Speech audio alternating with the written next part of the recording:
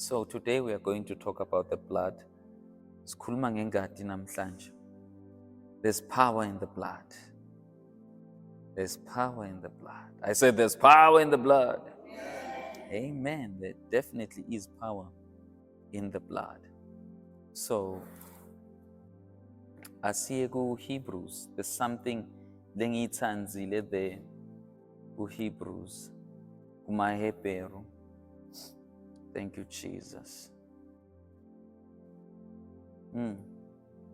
Thank you, Lord.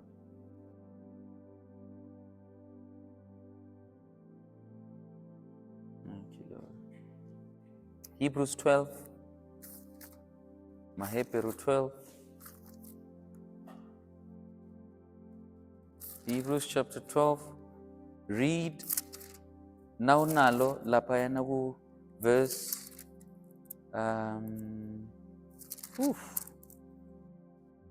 okay, you can read lapha ku verse 24.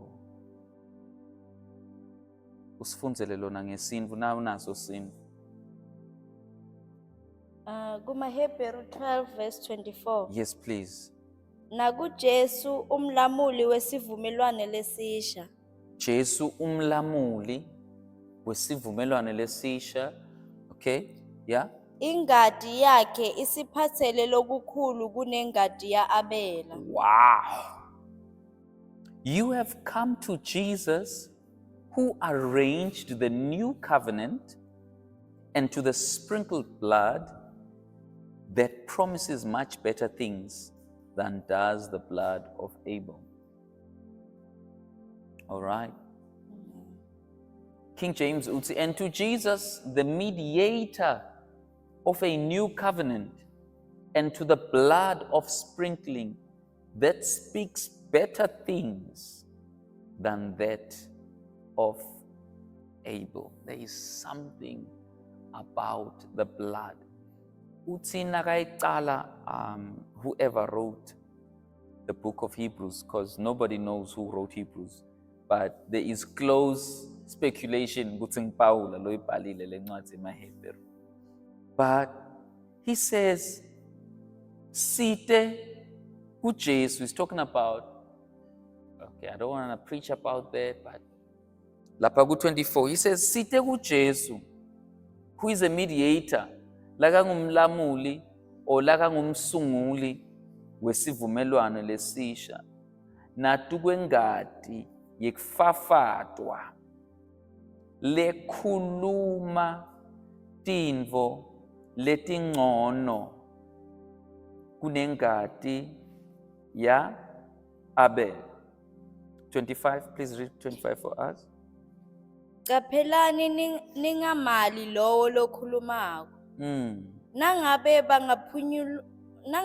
bangaphunyulanga labo labamala lowo abebaqaphelisa alapha emhlabeni. Amen. Nathi ke singeke siphunyule. Nasala kuthatha texwayiso talowo lokhuluma asezulwini. Livi lakhe lanyakatisa umhlaba. Kodwa nyalo sewethembisile wathi ngitawuphinze nginyakatise, hayi umhlaba kuphela, kodwa nelizulu. Come on. Lamavi lathi ngitawuphinze akhombisa ngalokukhanyako ukuthi konke lokudaliwe kutawunyakatiswa, kususwe, kuze kuthi lokungeke kunyakatiswe kusale kunjalo. Come on. 28. Ngako ke asibonge kwemukela umbuso longeke unyakatiswe. Wow. Sikhonde uNkulunkulu ngalokwemukelekako, simhloniphe ngekuphuphumela. Ngobe lo uNkulunkulu wethu ungumlilo locopfulayo. Praise the Lord. Father, just honor your word today. We honor your word today. We honor you speaking to us namhlanje, fellowshipping with us. Thank you, Lord, that as we talk about the blood of sprinkling, Lord Jesus, today miracles, signs and wonders will follow the word. In the name of Jesus, you will confirm your word. Thank you, Abba Father, for divine revelation, for open eyes, for open minds.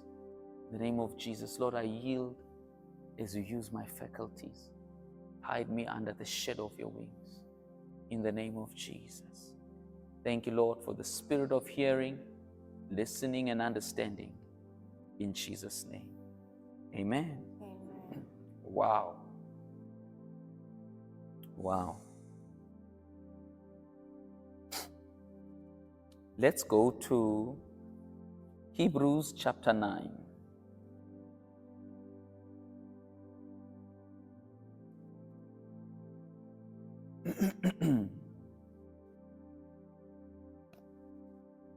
Verse 11. Ngicela ungivalele nawo yomnyango nawuya. KumaHebheru 9 verse 11. Yeah, start with sehla naye. Kodwa Kristu sewufike waba ngumpristi lomkhulu wetimvo letinhle lebetiyawufika. Leli thende lekuhlangana lakhonta kulo likhulu, kanzi futhi liphelele, alisilo lelakhiwe ngetandla, lokusho ukuthi alisilo lalomhlaba lodaliwe. Wangena kanye kwanela endzaweni lengcwelengcwele, angakaphathi ingadi yetimbuti neyemaphole, kodwa aphethe ingadi yakhe lucobo. My God. Kungako nje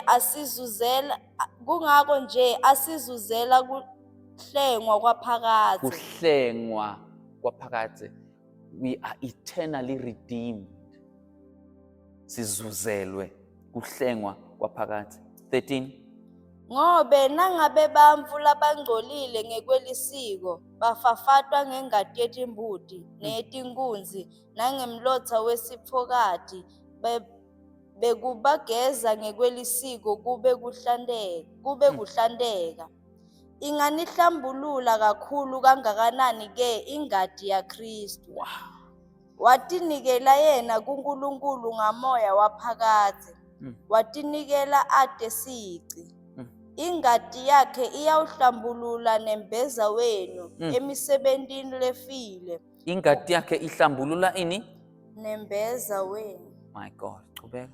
Emisebentini lefile, kuze nikhonde uNkulunkulu lophilako. Wow, 15.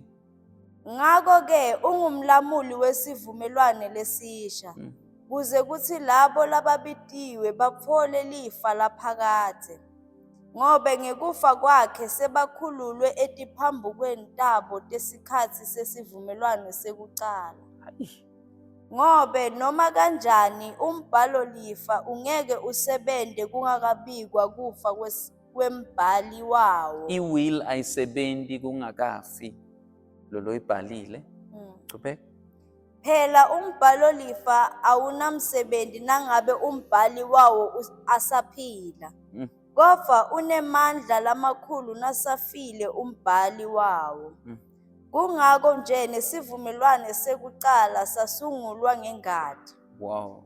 Ngako Mose wathi nasamemetele kuso sonke sive imiyalo njengoba ibhaliwe emthethweni, wathatha ingadi yemaphole neyetimbuti nemanti kanye neboya lobubovu nehisopu, wafafata lencwadzi kanye nesive sonke, athi lena yingadi yeliphawu lwesivumelwano uNkulunkulu lanimisele sona. Mose abechubeka kanjalo afafate lengadi ethendeni lekuhlangana nakuto tonke titsha letatisetjentiswa emsebentini wekukhonta kulo. Empeleni ngekwemtsetfo cishe konke kuhlanjululwa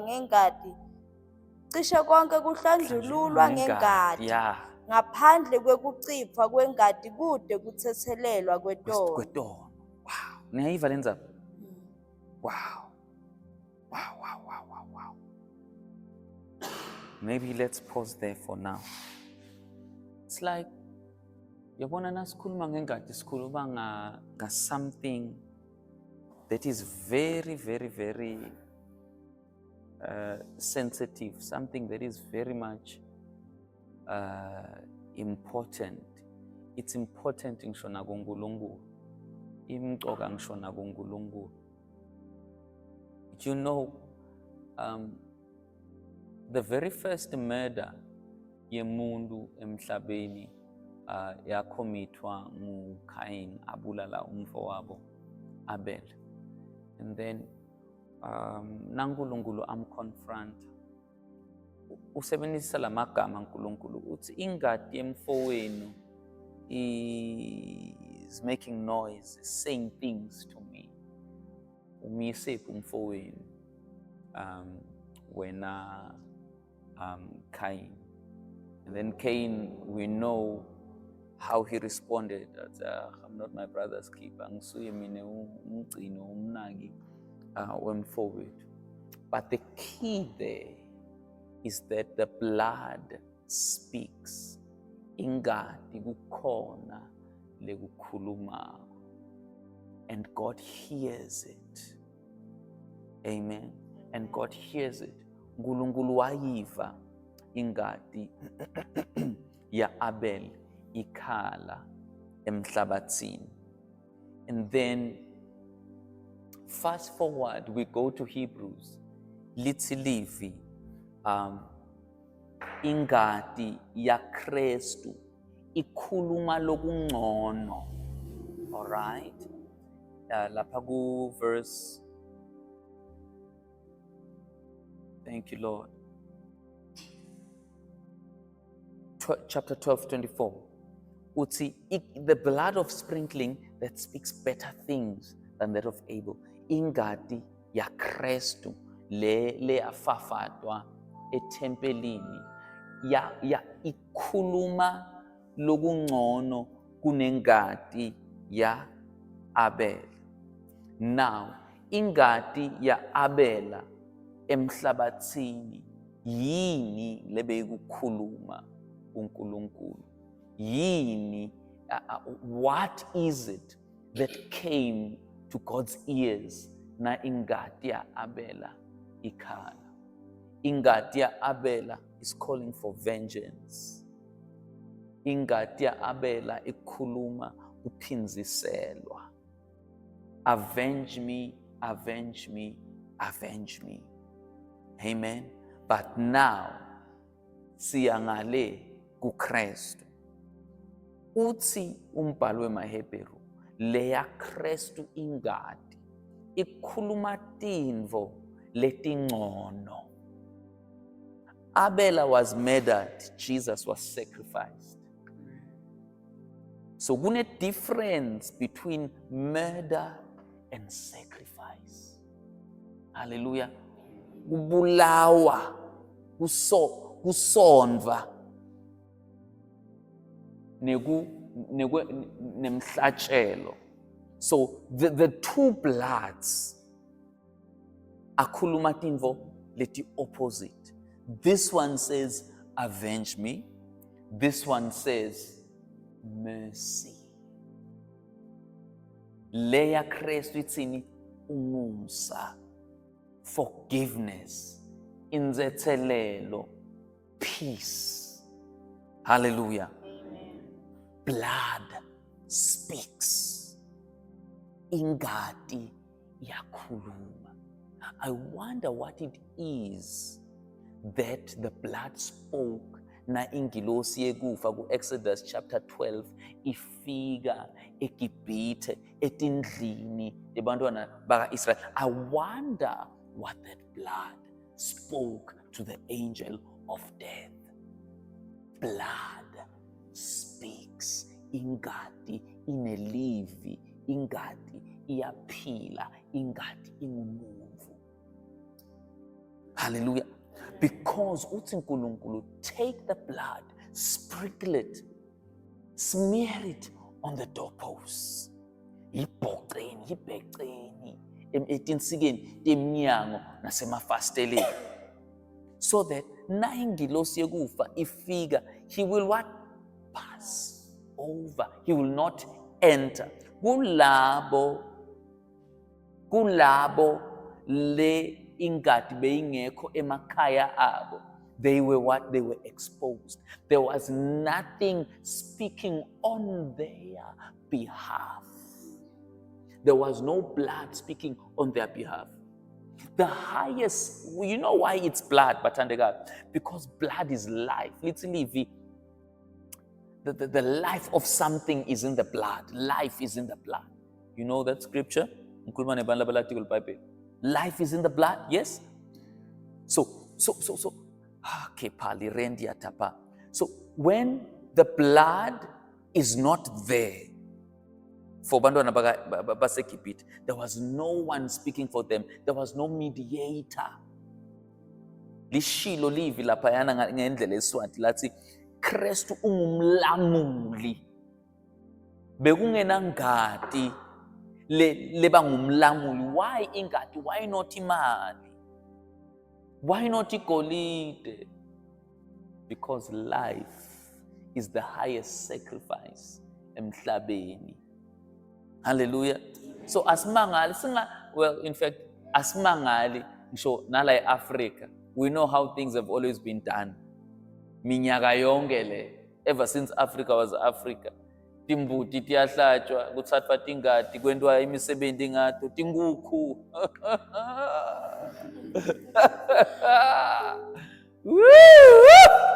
Jesus.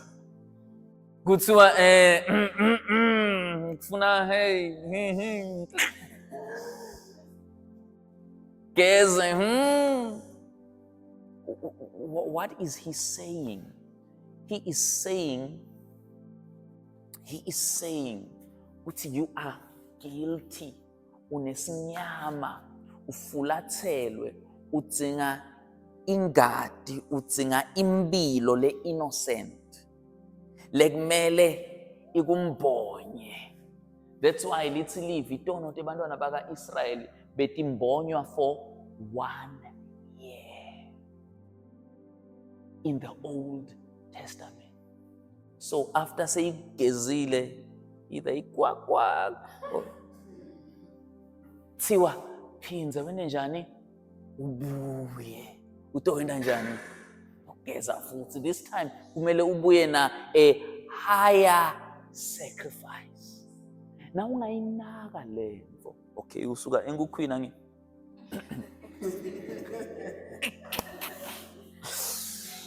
from inkukhu uye embutini, from imbuti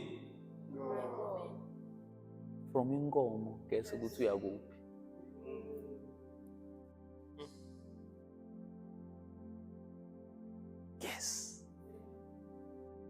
Yes. So konke lokhu in the spirit bantu batfele innocence.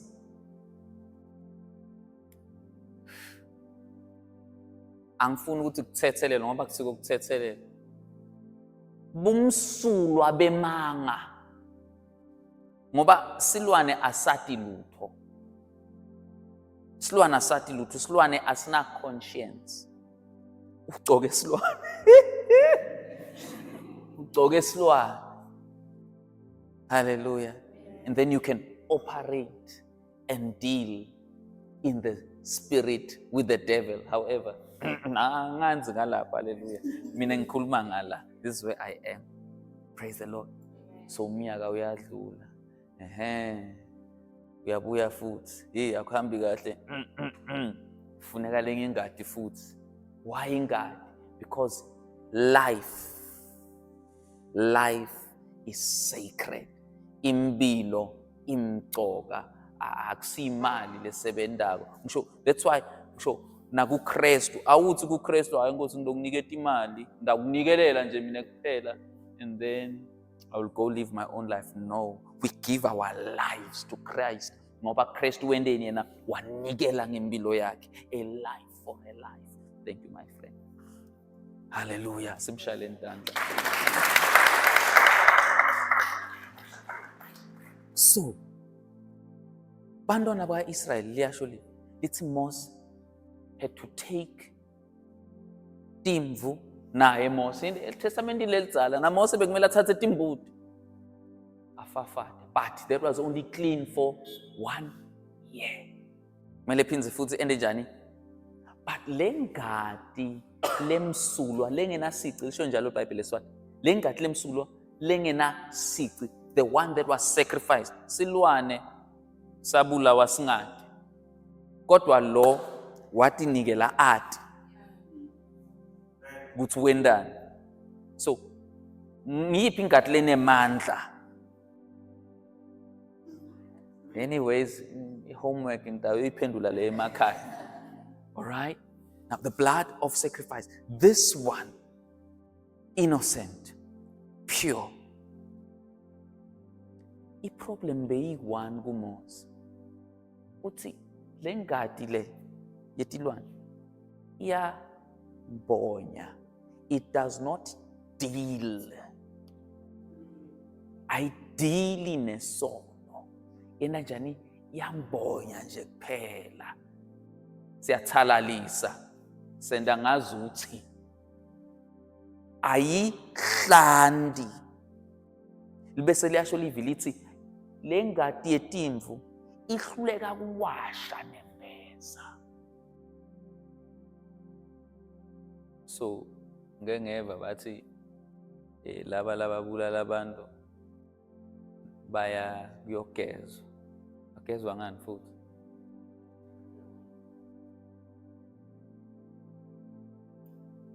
For what?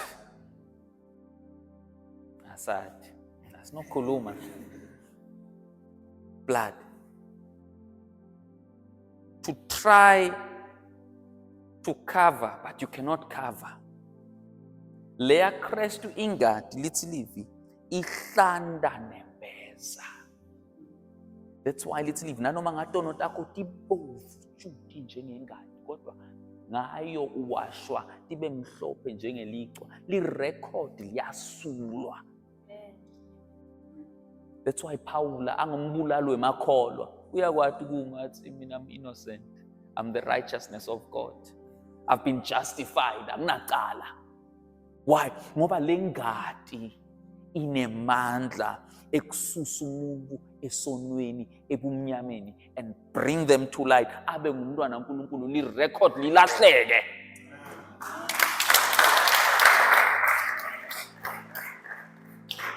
So lengadi ilahla amadoket.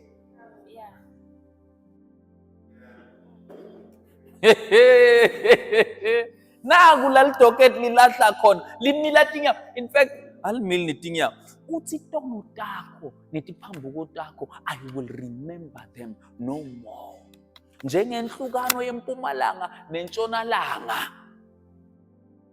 I have separated you from sin. I've wiped your sins away.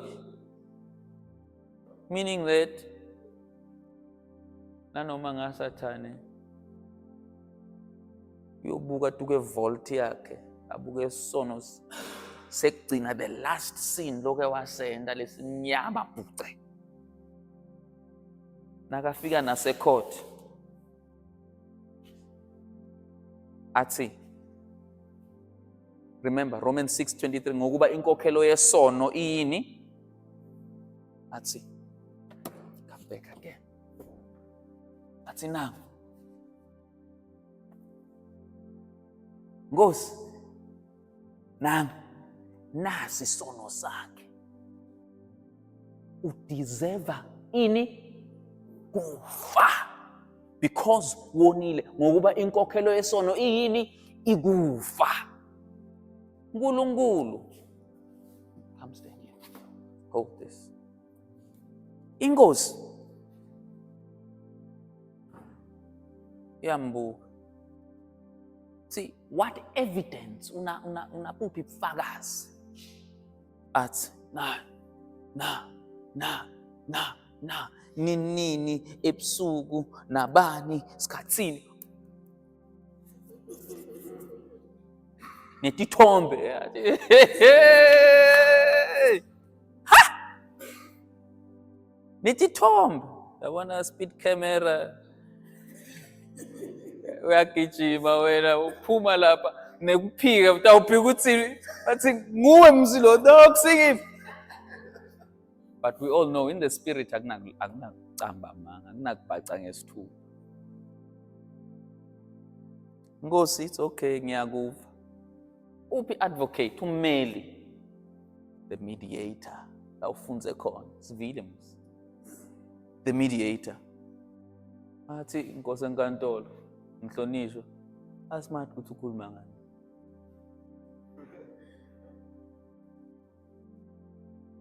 Lithi livi ungumbeki icala. Uthwesa licala Israel. Athi Jesu asinalo record. It's not true. Jesu uthi it is not true. Hayi man. Uye lobuye umbone nabo ubuso bakhe nangu. Yes, Nkosi enkantolo na. Hayi, umele athi it's not true. It's not true. Nkosi enkantolo ibude. Why is it not true? Then the mediator will say, because loku lakakhuluma ngako lo wabhadalelwa. Ukhona lo wafa wafela this one afela loku commitwe ngu lithi livi wathweswa sono wabasono kuze thine sibe yini kulunga kwaNkulunkulu. Ngiyolenza abana ufunza kwabase Roma chapter 8 verse 1 lithi akusena kulahlwa kulabo labakubani labakuChrist laba nje lababhacela akusena iproblem ukuthi uyabona na uke wagileka iproblem ubalekela ngala. That is the problem. Uthi after ngiwile yalapha kanze ubalekela la. This one angena emkhathini athi yes. Uthi akusuye no wrong address. Ay. No, it was paid for. That's why I died on the cross. Ukhulunyelwa yini lo? Yingadi. Imbela uNkulunkulu abuke ama record. Lifa linda. Right? From my side, uNkulunkulu, from my side, the slate is clean. When we are hlanya wena phuma, we are wasting our time. Case dismissed. That's why little living. The accuser of the brethren is found no more. He has no place anymore. Satan ulahlekelwe emsebenzi.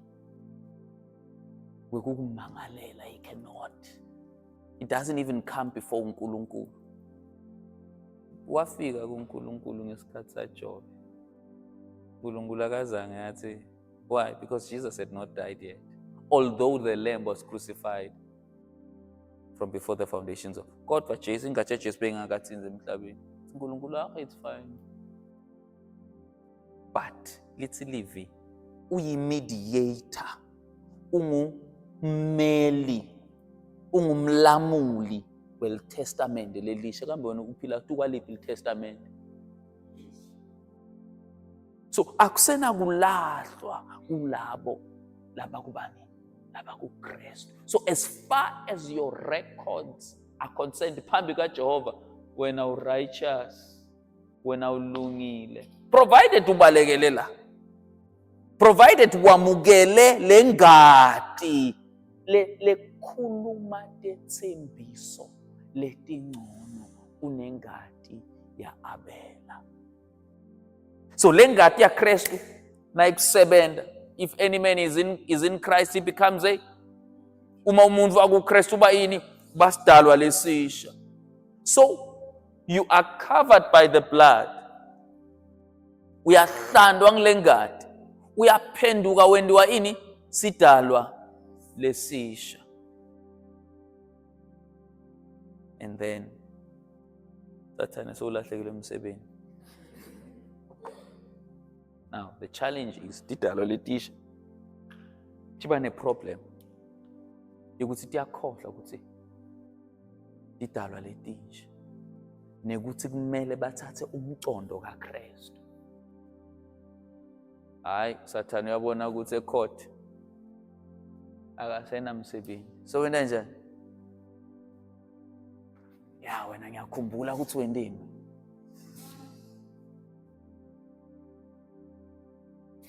Mhlebele. John Chimbubu.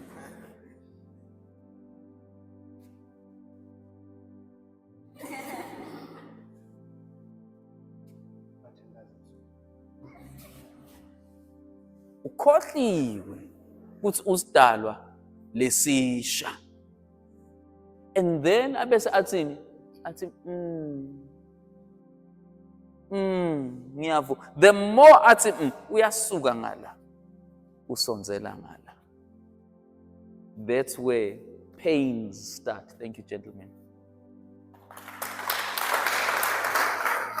Ngila sekuqala khona confusion, uyadawutha insinziso yakho, uyadawutha kuhlengwa kwakho, uyayidawutha nengadi yaKristu.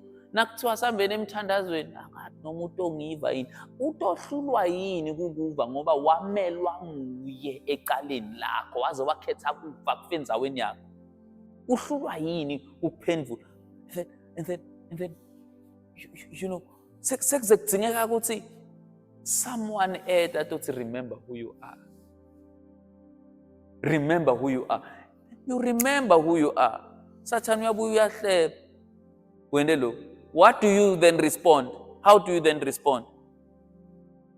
I am justified. Ngikhululiwe. Ngilolungile waKristu. I'm not a sinner. Ngihlandwe ingadi yaKristu. I'm a newborn. Angathi ukuthi ukhuluma ngani. Lokhu lakatshelwe kona ecourt ngilokhu nawo lophinza khona. So the blood will speak. Ingadi iyamela lolungile. Ingadi iyamela lolungile. I remember one of the generals, he wrote a book about the blood. I think namkhulu lapha ya Lester Samrol ubhalile incwadi about the blood. But they were talking about this other lady who was demon possessed. Not lama demon possession anyalo lawa lesiwabukela ku TV and usa game nyana or whatever. Anyway, I'm not going to talk about that. But this person, it was so bad. They got possessed. Ganganguguti. Bebabona matinyo. Yabona umuntu nakalunywa a bleed. Aqale ka bleed. Ukuthi ubleediswa yini matinyo uyalunywa physically. Thank God and kwati lo. Praise the Lord. If akalunywa uyaqala uyandiza, is cursing God. Uthuka uNkulunkulu and so people were scared. The entire nation was scared. So this man said, I come to you by the blood of Jesus. The moment I mention ingadi ya Jesu, ungakhuluma ngaloko, ungayibiti leyo nto leyo. Or in fact, uthe ungambiti lowo muntu loyo, treating the blood like is someone who is alive. So ingadi ngumuntu, ingadi impilo. Respect blood. Honor the blood of Jesus. He's alive. So sembethe yena, nasihlandwa ingadi yakhe, simbethe yena, impilo yakhe lelevuka kithi. Nazuthi akusaphili mina kodwa nguKristu lophila kimi. Put on Christ. Hlala phansi kwengadi. It's his life over your life. Impilo yakhe etukwaleya kakho. Awusatiphileli wena. Hallelujah. Uhlengwa lokho. I-redemption leyo. Awu-achievanga ngemandla akho, but someone paid the price for you.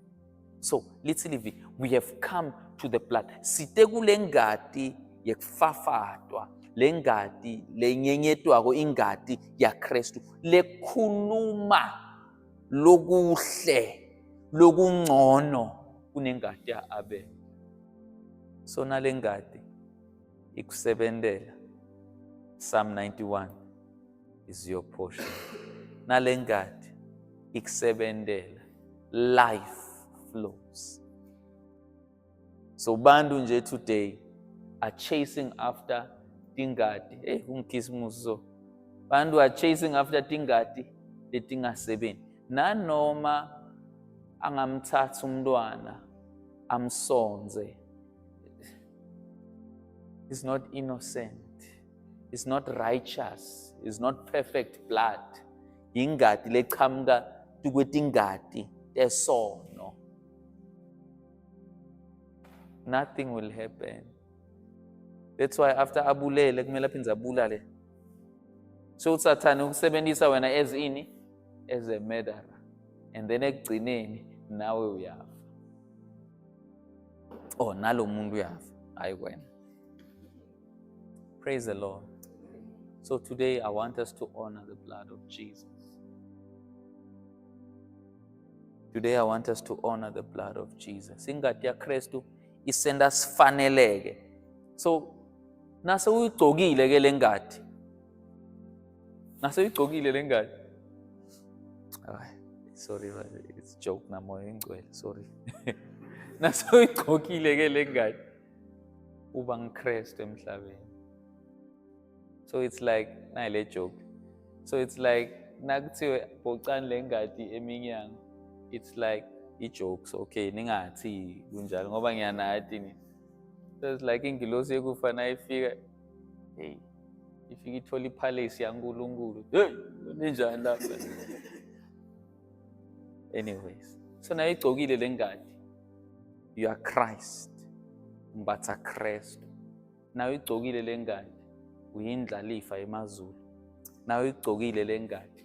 Everything works for you. Nayo igcokile lengadi. It's like kugula kuyaphuma kuyobuka indzawo la kungahlala khona. Ngoba kugula kuhlala kuKristu. Kufa kuyaphuma kuyobuka indzawo la kungahlala khona. Ngoba kufa kuhlala kuKristu. Buphuya buyaphuma kuyobuka indzawo la kungahlala khona ngoba uKristu akunakuphuya. There's no poverty, there is no weakness, there is no sickness, there is no death in Christ. You have put on the power of Christ. You have put on the life of God Himself. That's the power of the blood. So nanoma nga yebo guilty ngakanani, when the blood speaks for you, ingati imtshela kahle Satan, find another customer, not here. You went there so. I said no. Find another customer, not here. You see? So it's like lengati mjovo mgomo wekugoma. You are immune. Amen. So stay under the blood. Stay under the blood. Don't come out under the blood.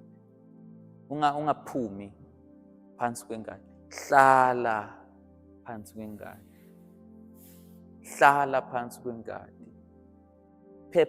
Phepha phansi kwengadi. That's where life is. That's where peace is. Ngila kuthula khona. Lize lithi living. Saba nokubuyisana. We were reconciled with God through the blood. Sibe nokubuyisana. So I checked ngalelinye ilanga leligama le reconciliation. It's restored to divinity, restored to divine nature, restored to divine order. It's like ubuyiswa ebunkulunkuluwini. When you are reconciled, ubuyiswa ebunkulunkuluwini njani? Ngengadi yemvana. Hallelujah. Praise the Lord. Let's give Jesus the glory. So we are going to come to the table. We are going to come. Last week's funzil. But when we come to the table, we come, we remember. Asithi kutotsatsa nje. Kokisi siyadla esondweni. Siyanatha esondweni. That didn't sound right. All right. No. Before you come, ukhumbula lena yimvana kaNkulunkulu le susa tono delive susa tono demhla. You know, but when I'm here, I am presented impilo lensha, nginikwa impilo lensha. I'm being given salvation. I'm being given life. I'm being given peace. Ngoba lithi livi, labo labamkela sipho semusa lesingKristu Jesu. Siyini? Baba nani? Baba nekuphila lokuphakaze. I accept life eternal. I accept freedom from death, freedom from the devil. Ngihlukene na Satan. Indlebe yami ayikwathi nekumove. Hallelujah. Efonini yami number deleted or blocked. Hallelujah. I only now hear the voice of the true shepherd. Ngiva liphimbo likamelusi kuphela. Ngalalela liphimbo likamelusi kuphela. Nakwendeka ngiwa. I don't run there. I come, I remember. Na imvana. Lenda njani letsatsa tono dami. I remember and I am restored. One final verse. Do you have a stomach for it? One. Ngiyathi kuthi ngihlala ngithi one, and then from 1 Chamga 5. I think it's 1 John chapter 2. 1 John. Hallelujah. Thank you, Jesus. Let me just give you this verse. Liang busisa ne? 1 John 1 verse 7.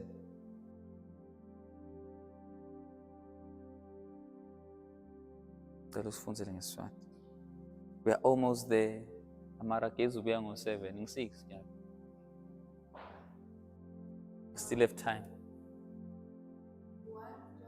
1 verse 7. Sihamba ekukhanyeni njengoba yena asekukhanyeni. Sinebudlelwane lomunye nalomunye. Nengadi yaJesu, imvodzana yakhe iyasihlanda kuko konke kona. Uyayiva ukuthi thini? Akakathi usihlandile. Ngicela uphinze just that last portion. Ngicela nililalele that last portion, yes? Nengadi yaJesu, imvodzana yakhe iyasihlanda kuko konke kona. Do you hear that? So it's like ingadi ayikomi. Ingadi is still active. Ngoba ngibani la kangakoni namhla? course ngimi. Lithi iyasihlanda, meaning that the blood works present continuous. Iyachubeka namanje. Okay, lesikhathi nimile la ucabangile enhloko yakho utozacethe nini nalo. Nje mfundisi Mbamba nalo kakuenda ama jokes. Micabango leyo, you can't stop all of those things from coming. So, what are you going to do? What are you going to do? You don't awugijimeli ngala utala ngoba lithini livi ingadi yakhe iyachubeka yena njani iyasihlanda kukona. Sometimes ngiyabuka sengonile yangihlanda moya engcwele, forgive me, yangihlanda ingadi busy nami. Sometimes siyakhuluma sesibese siyahishana lapha, oh moya engcwele forgive me, ingadi busy nami. Sometimes ngivale kumele ngingakuva and then ingqondo moya engcwele busy nami ingadi. So the problem uthi labaningi babalekela kuphi ngale. Mina Nkosi vele sale songilahla, mina ngiyinto yokulahlwa. Lithi livi singatsandzeki wasithandza kunjalo. Nine labo leni thwele kanzima, come to me, buyani kimi, and I will give you rest. So ingadi yakhe yenda njani yachubeka iyasihlanda. Micabango lobe nayo today angathi ukuthi mingaki le nakuthikwa iregister. Noma amagama lo wakhulumile namhla, sometimes bantwana endlini bayaku nina bo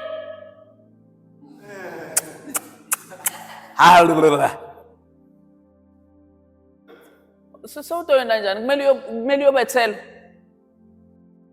ngoba uwonile. No, we come to the blood. We run to the blood. Hallelujah.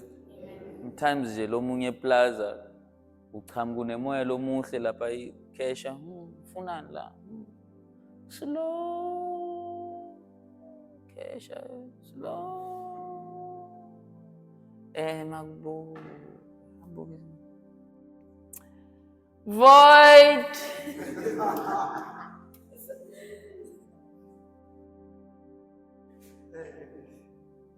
Inza ungakasho ukuthi le mali onayo ayinolingana ne. Then lapho enhlitweni yakho ukuthi mbambe noma mtshele mabili mathathu magama.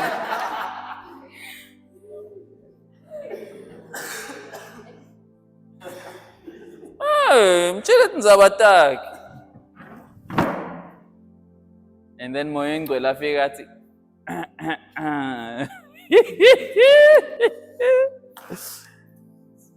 and then kumele sibalekele kuphi engadini moya engcwele ungihlande moyeni ingenwe moya ihlanze yena njani ingadi iyachubeka iyasihlanda, hayi ngobe senda kahle, hayi ngobe sifanele, sihlandiwe. Hallelujah. Hamba lapha eplaza lapha utawubukela. All right. Oof, my God. Kunaleli verse lengifuna kuniketa lona bese ngiyahamba. Bengingasilo lela. Ngicole lethi nami ingadi yangihlanda kumela. Nami ingadi yangihlanda.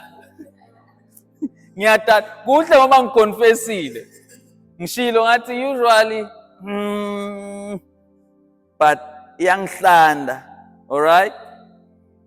All right. Hey, Jesus. All right, 1 John 3 verse 9.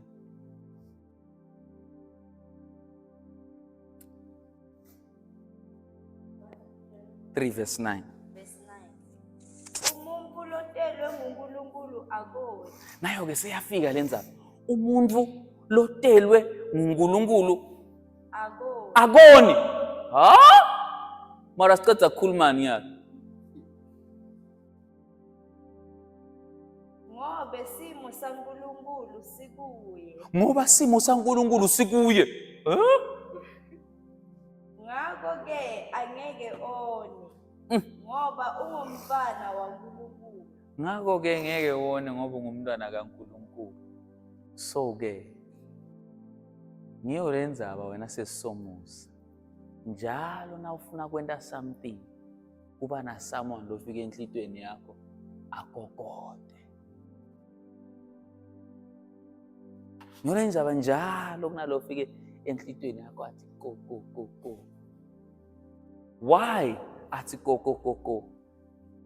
It means ukuthi you are alive kuNkulunkulu. Yi-indicator leyo lekutshela ukuthi yabona nyathi so uyekushiseni ya. Buya. Hallelujah. Kodwa umuntu losoni ungena ekushiseni angena ekujuleni.